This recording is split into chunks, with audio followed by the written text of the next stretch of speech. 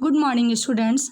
Welcome once again in class 6th. Students, today I am going to map practice to you.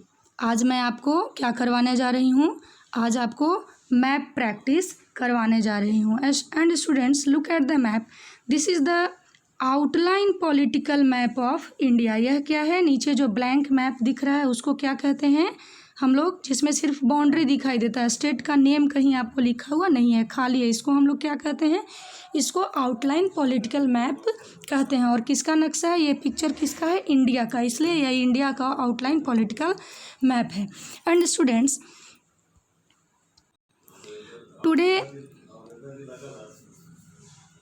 I will discuss about map questions related with the chapters. आज chapters से related जितने भी map question हैं उसके बारे में हम discuss करेंगे. And in today class I will solve the problem related to map skill of all taught 3 chapters.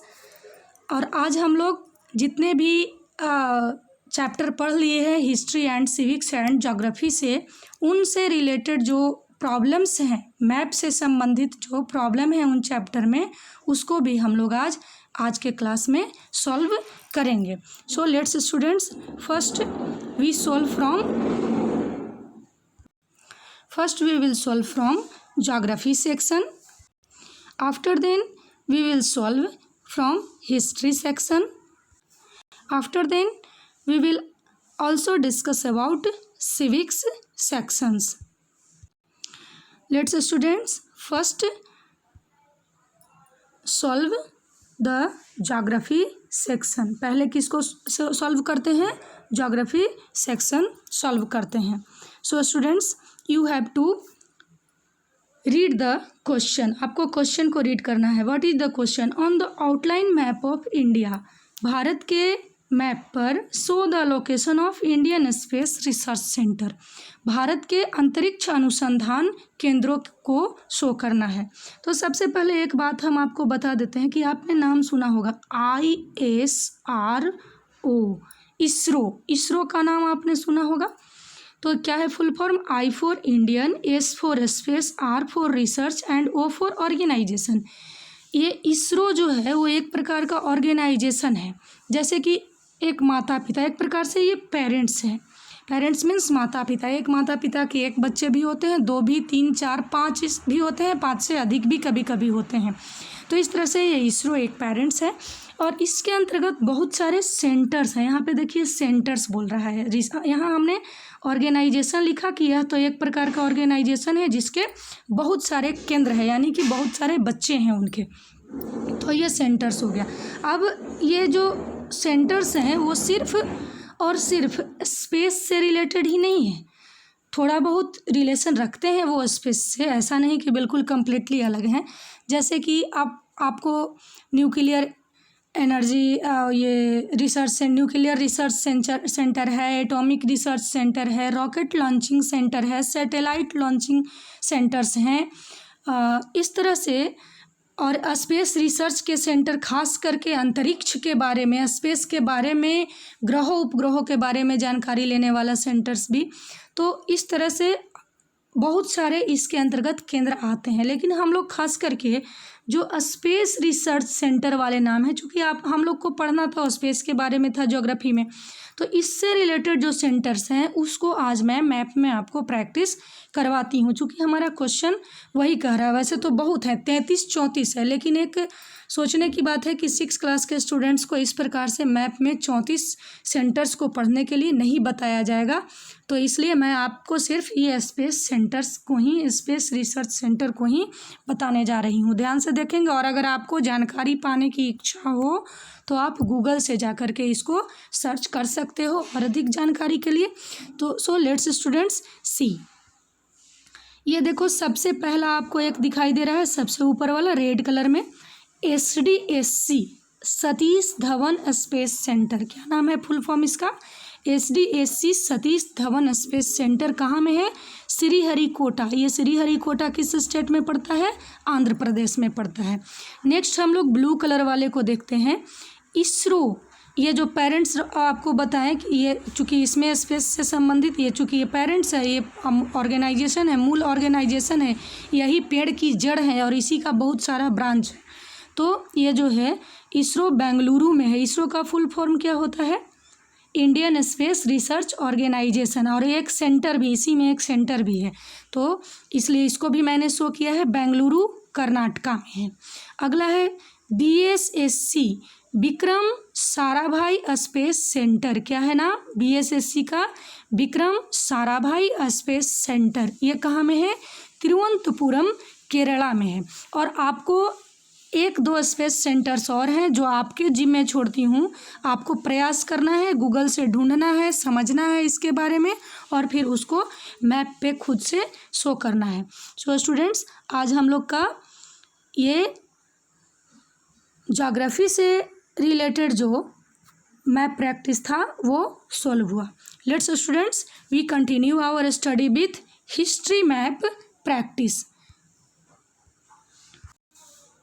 So students, first we have to read the question. पहले हमको क्या करना है?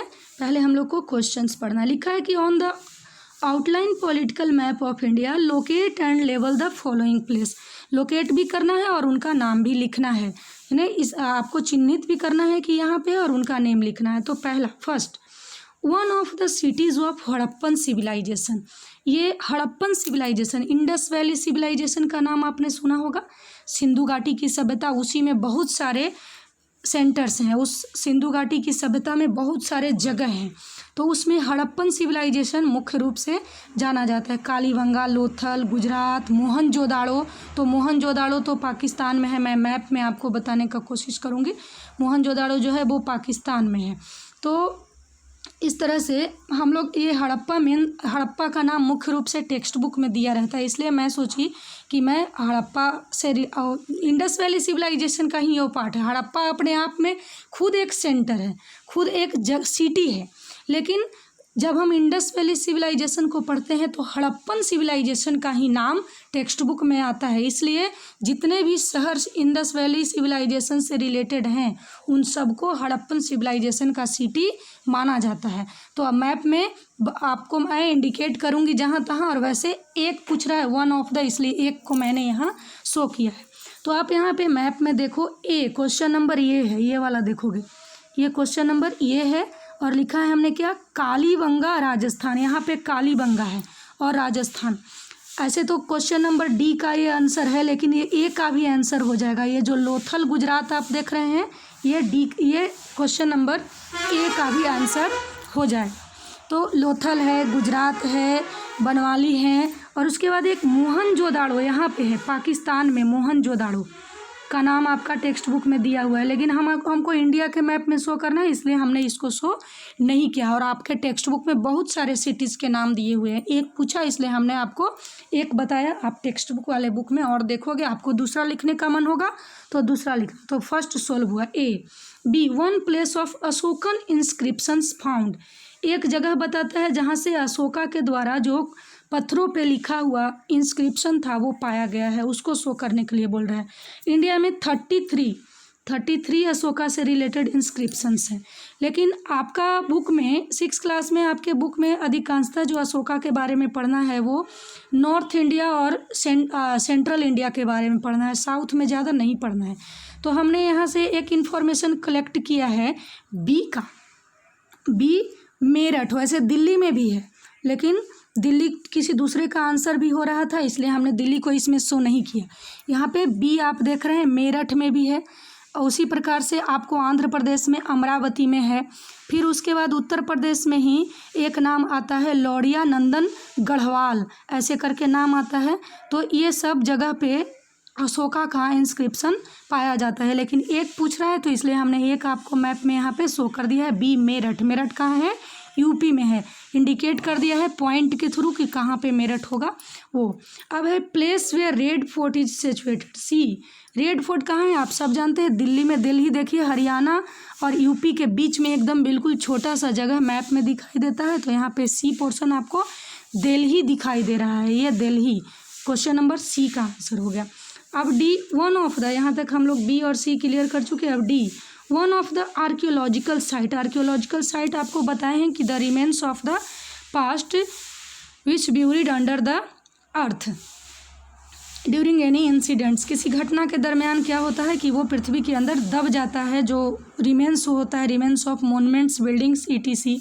तो ये सब इसको animals, humans beings and its etceteras, तो ये सब जो दब जाते हैं, आदमी का बॉडी पार्ट, एनिमल का बॉडी पार्ट, या और नेचुरल थिंग्स जो होते हैं, प्लांट्स वगैरह, या बिल्डिंग्स का रिमेन्स, मोन्यूमेंट्स का रिमेन्स, तो उसको हम लोग जहाँ से वो खुदाई करके पाया जाता है उसको हम लोग आर्कियोलॉजिकल साइट्स बोलते हैं। तो आपको एक इम्पॉर्टेंट इन्फॉर्मेशन, आपका book Indus valley civilisation, Harappan civilisation में तो कितने सारे साइट्स हैं, हमको और कहीं जाने की ज़रूरत ही कहाँ है। तो ये देखिए, इसमें अभी मैं आपको नाम बताई थी हड़प्पन सिविलाइजेशन और इंडस वैली सिविलाइजेशन से रिलेटेड, कि लोथल भी उसी का एक सिटी है।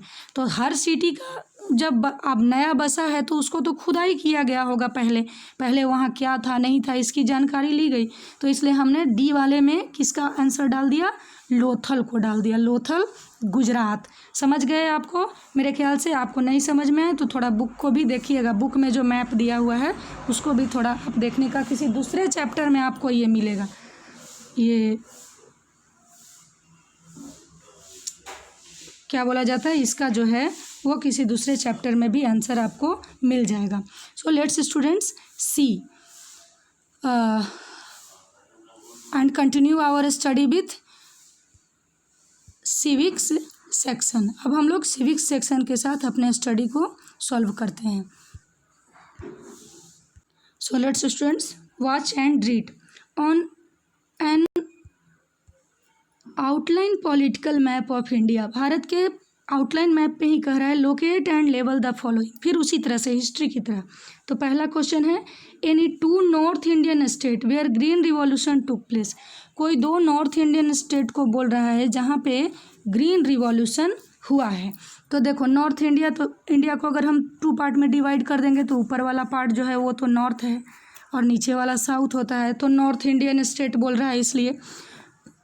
तो कहाँ कहाँ है दो, दोनों ए को हमने दो पूछ रहा है इसलिए हमने ए दो दिया है, एक ये है और दूसरा ये है। तो एक पंजाब, पहला नंबर वाला क्या है पंजाब और दूसरा नंबर वाला हरियाणा, हमने मैप में आपको शो किया है। आप चाहें तो मैप को बड़ा छोटा या पॉज करके भी इसको देख सकते हैं। उसके बाद आपको क्या करना है कि हम ग्रुप में पिक्चर भी, इमेज भी, इनका अलग अलग इमेज भी आपको सेंड कर देंगे। आप ग्रुप में उस इमेज को भी बड़ा छोटा करके देख सकते हैं। वीडियो से समझ लेने के बाद आपको नोट कॉपी में जब बनाना हो, ये ब्लैंक पेज में, आउटलाइन पॉलिटिकल मैप के ब्लैंक पेज में जब आपको बनाना हो तो आप हम इमेज भेजेंगे ग्रुप में, इमेज सेंड करेंगे, उससे आप उसको देख लीजिएगा। तो पहला ये नॉर्थ इंडियन स्टेट जहाँ ग्रीन रिवॉल्यूशन हुआ, ये आपका सोल्व हो गया। बी कह रहा है state where Pongal is celebrated. Pongal कहाँ सेलिब्रेट किया जाता है, तो बी नंबर का है। तो अभी देखिए बी नंबर हमने आपको यहाँ पे शो किया है तमिलनाडु। ये बी किसका है, ये तमिलनाडु का है, और तमिलनाडु का है मतलब क्या, पोंगल। पोंगल कहाँ सेलिब्रेट किया जाता है, ये पोंगल कहाँ सेलिब्रेट किया जाता है, तो ये तमिलनाडु में सेलिब्रेट किया है। बी यहाँ पे हमने आपको इंडिकेट कर दिया है। नंबर सी द स्टेट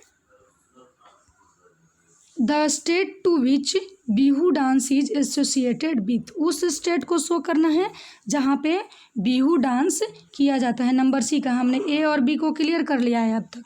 तो बिहू डांस कहाँ होता है, असम में। ये आप देख रहे हैं, यहाँ पे हमको सी लिखना छूट गया है। ये किसका आंसर हो गया, सी का आंसर हो गया। असम जो है वो सी का आंसर है, बिहू डांस। उसके बाद अगला जो है the state known for Onam festival. Number D, Onam festival के लिए कौन सा स्टेट जाना जाता है। देखो हमने यहाँ पे केरला लिख दिया है। अभी मैं इसको हटाती हूँ, कलर को हटाती हूँ, तभी आपको दिखाई देगा केरला। और यहाँ भी हमने क्या किया है, डी लिखना छोड़ दिया है। तो यहाँ पे डी लिख देंगे।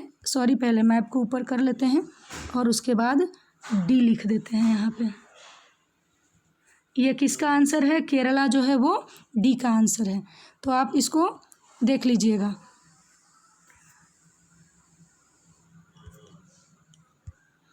तो इस तरह से स्टूडेंट्स आपका जो है वो तीनों सेक्शन से, history, civics and geography section से आपका जो मैप प्रैक्टिस था वो सॉल्व हुआ। And thank you students.